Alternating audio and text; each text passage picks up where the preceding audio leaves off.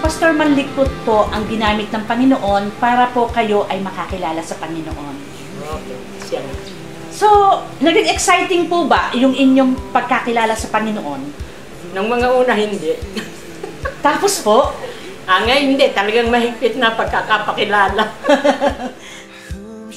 Matibay ang hawak sa akin ng Panginoon. Kumbaga,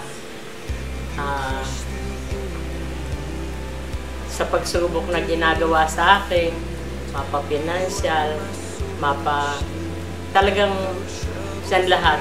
Maniniwala ba kayo ngayon wala kami pera? Pero masaya pa rin ay. Ay, siyempre. Opo. Masaya dahil magpakalungkot ka, ano magagawa?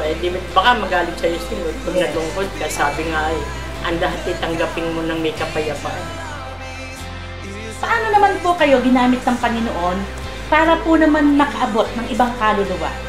Sinaling ko ang pag-abot ko sa mga mananalig. Pinatatlong po yata sila. Nakakilala naman sila ng totoong pagkakilala na pabaptisin pa nga sila na halos kasabay ko, kami ni na Alma. Oh. Tapos, siyempre, nag-abroad sila, pero nadaan ko dun sa Abu Dhabi, nagagamit sila Mercy, si Pinya yung kasama yung Josephine, tsaka si Amy, magkasama dun sa church nila. Talagang ano ang pagkakaabot nila sa Panginoon. Okay na. Wala namang ano. Pagka kinukumusta ko, kinukumusta nila ako, kinukumusta ako ng pastor nila. Kaya sabi daw ng pastor nila, Ate Amy, magaling pagkakaalaga sa inyong amo. Sabi ko ba, sabihin mo, salbahe din ako. Ginaganon ko naman, pero sa totoo lang, ang laki ng tuwa ko at sila nga ay nakakilala ng Diyos ko.